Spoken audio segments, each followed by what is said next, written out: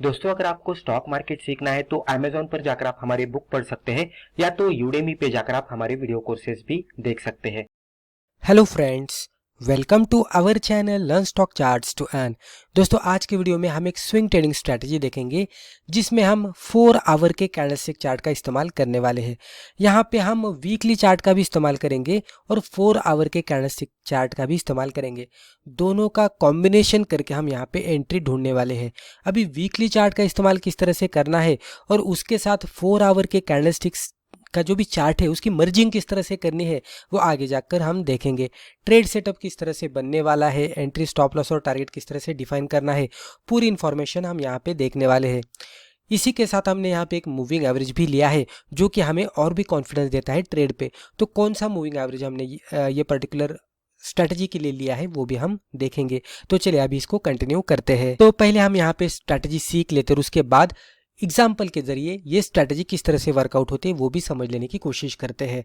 तो यहाँ पे अगर आप देखेंगे तो हमने 4 आवर के कैंडलस्टिक चार्ट का इस्तेमाल किया है। उसी के साथ प्रीवियस वीक का जो भी हाई ब्रेकआउट है उसका भी हमने यहाँ पे थोड़ा कंसिडरेशन किया है।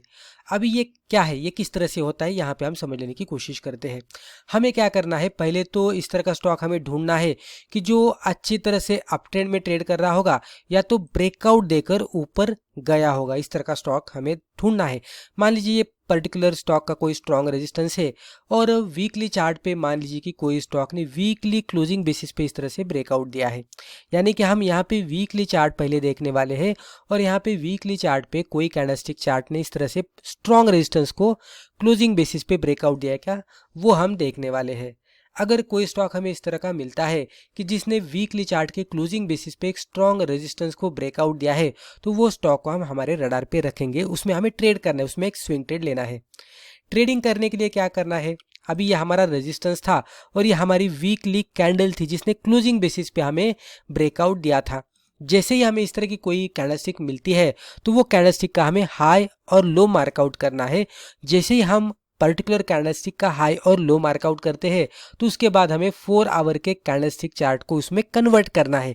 यानी कि स्टॉक सिलेक्शन जब भी हम पहले करते हैं तो वो वीकली चार्ट के साथ करने वाले हैं। तो वीकली चार्ट के साथ हम स्टॉक सिलेक्शन करेंगे कि ऐसा स्टॉक ढूंढेंगे कि जिसने स्ट्रॉन्ग रेजिस्टेंस को क्लोजिंग बेसिस पे ब्रेकआउट दिया है। जैसे हमें कोई स्टॉक मिलता है तो वो स्टॉक को हम वॉच लिस्ट में ऐड करेंगे। अगले वीक में जब भी ये ट्रेड करने लगेगा स्टॉक तो उसका जो कन्वर्जन है वीकली चार्ट का उसको हम कन्वर्ट करेंगे 4 आवर के कैंडलस्टिक चार्ट में। जैसे हम इसको 4 आवर के कैंडलस्टिक चार्ट में कन्वर्ट करते हैं तो हमें यहाँ पे खाली इंतज़ार करना है 4 आवर के कैंडलस्टिक के ब्रेकआउट का। मान लीजिए ये इस तरह से ये कैंडलस्टिक का हाई और लो है, वीकली कैंडलस्टिक का ये इस तरह से हाई और लो है। हमें क्या करना है, वेट करना है 4 आवर के कैंडलस्टिक चार्ट पे कि कोई 4 आवर की कैंडलस्टिक क्लोजिंग बेसिस पे इसको फर्दर ब्रेकआउट देती है क्या। तो ये वीकली चार्ट ने पहले ब्रेकआउट दिया था ये स्ट्रॉन्ग रेजिस्टेंस को और उसके बाद जब भी हमने इसको 4 आवर के कैंडलस्टिक में कन्वर्ट किया तो 4 आवर के कैंडलस्टिक ने फिर से ब्रेकआउट दिया ये वीक के हाई को, ये हाई लेवल को। जैसे हमें कोई 4 आवर की कैंडलस्टिक इस तरह से मिलती है तो उसमें हमें फिर ट्रेड करना है। ट्रेड करने के लिए कैंडलस्टिक के हाई के ऊपर हम एंट्री करने वाले हैं, लो के नीचे स्टॉप लॉस लगाने वाले हैं और हमारा जो भी टारगेट है वो सिंपली 1:2 का करेंगे तो हमें टारगेट मिल जाएगा। यानी कि यहाँ से स्टॉप लॉस का डिस्टेंस कितना है देखना है, एंट्री से स्टॉप लॉस का डिस्टेंस कैलकुलेट करना है, उसको डबल करके हमारा ऊपर के साइड में टारगेट है तो 1:2 का हमें टारगेट मिल जाएगा। ये मिनिमम टारगेट का हम एक्सपेक्टेशन करने वाले हैं। कभी कभी आपको 1:3, 1:4, 1:5 या कभी कभी उससे भी ज़्यादा आपको टारगेट मिलेगा और डेफिनेटली मल्टीपल सिचुएशंस में आपको मोर देन 1:2 का टारगेट भी मिलता हुआ दिखेगा। तो यहाँ तक मुझे लगता है कि आपको समझ में आया होगा कि वीकली चार्ट का हमने यहाँ पे इस्तेमाल क्यों किया है, फिर 4 आवर के कैंडलस्टिक में इसको क्यों कन्वर्ट करना है और फिर ट्रेड किस तरह से लेना है। अभी यहाँ तक अगर आपको समझ में आया है तो इसमें फर्दर हमें एक मूविंग एवरेज को इसमें ऐड करना है फर्दर ट्रेड में कॉन्फिडेंस लाने के लिए। तो मूविंग एवरेज कौन सा है और उसको कौन से टाइम फ्रेम पे देखना है वो भी अभी हम देखते हैं। अभी मैंने इसको पूरा क्लियर किया है। अभी मूविंग एवरेज हमने कौन सा लिया है वो हम देखते हैं। अभी मूविंग एवरेज जो हमने लिया है वो है EMA 50। EMA 50 दोस्तों बहुत ही बढ़िया वर्कआउट होता है एज ए सपोर्ट और रेजिस्टेंस। मल्टीपल स्टॉक्स EMA 50 को फॉलो करते हैं। शॉर्ट टर्म का अगर हमें स्विंग ट्रेड लेना है तो वो हम EMA 50 के अकॉर्डिंग ले सकते हैं। अगर कोई स्टॉक ऊपर से नीचे आता है और EMA 50 पे सपोर्ट लेता है और कोई बुलिश कैंडलस्टिक बनाता है, बुलिश सेटअप बनाता है, तो इसमें रिकवरी आने की संभावना रहती है। उसी के साथ कोई स्टॉक नीचे ट्रेड कर रहा है EMA 50 के और ऊपर जाकर EMA 50 को ब्रेक करके ऊपर जाता है तो भी एक बाइंग सेटअप हमें देता है। तो EMA 50 एज अ सपोर्ट और एज अ रेजिस्टेंस ब्रेकआउट दोनों तरीके से वर्कआउट होता है, इसलिए हमने यहाँ पे EMA 50 का सिलेक्शन किया है। अभी EMA 50 को कहाँ देखना है, वीकली टाइम फ्रेम पे देखना है या तो 4 आवर के टाइम फ्रेम पे देखना है, यहाँ हम वो क्लियर करेंगे। तो यहाँ पे मैं आपको बताना चाहूँगा कि जो भी हमारा वीकली कैंडलस्टिक चार्ट है वहाँ पे हम EMA 50 देखने वाले हैं। तो वीकली टाइम फ्रेम हम ओपन करेंगे, यहाँ पे मान लीजिए कि ये EMA 50 इस तरह से है, इसको हम कंसिडर करते हैं EMA 50। यहाँ पे मैं लिख देता हूँ, आपको समझ में आएगा। तो ये हमारा है EMA 50, राइट। अभी मान लीजिए ये प्राइस चार्ट है, अभी कैंडलस्टिक चार्ट हमें लेना है, लेकिन यहाँ पे मैं आपको आसानी से समझ में आने के लिए मैं लाइन चार्ट के जरिए आपको बताता हूँ। पहले कंसिडर करते हैं कि प्राइस चार्ट नीचे है और धीरे धीरे यहाँ पे कोई कैंडलस्टिक ब्रेकआउट देकर ऊपर जाती है। अभी ये वीकली चार्ट है, मैंने आपको पहले ही बता दिया है। तो वीकली चार्ट पे हमें EMA 50 को देखना है और EMA 50 के नीचे अगर कोई इस तरह से प्राइस चार्ट ट्रेड करता हुआ दिखता है और आगे जाकर ये वीकली चार्ट पे EMA 50 के ऊपर जाकर उसको ब्रेकआउट देकर क्लोजिंग देता है, तो ये स्टॉक को हमें वॉच लिस्ट में ऐड करना है, क्योंकि ये स्टॉक ने अभी EMA 50 को ब्रेकआउट दिया है। तो EMA 50 हम वीकली चार्ट पे इस्तेमाल करने वाले हैं और इस तरह से देखने वाले कि कोई कैंडलस्टिक का ब्रेकआउट EMA 50 के ऊपर जाकर होता है क्या, और पहले स्टॉक इसके नीचे होना चाहिए, तो ये थोड़ा बेहतर होता है। कभी कभी ऊपर से भी नीचे आकर, जैसे कि मैंने कहा कि रेजिस्टेंस यहाँ पे सपोर्ट लेकर रिकवरी के भी कोई इंडिकेशन मिलते तो उसको भी हम कंसिडर कर सकते हैं। तो ये दोनों सेटअप वैलिड होते हैं, लेकिन यहाँ पे एग्जाम्पल के तौर पर मैंने ये सेटअप लिया, इसलिए मैं आपको ये बता रहा हूँ।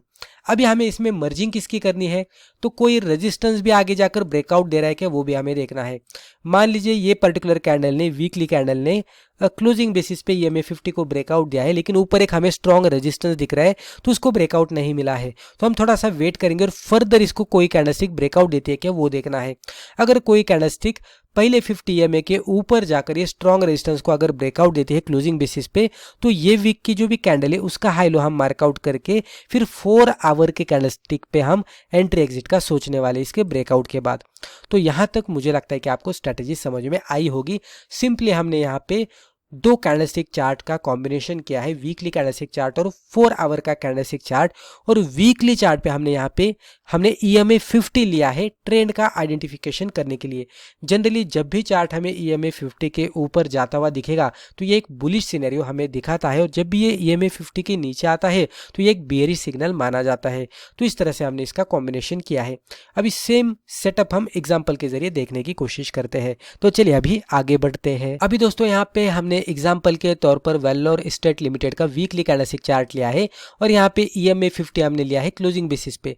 तो आप यहाँ पे देख सकते हैं EMA 50 है क्लोजिंग बेसिस पे।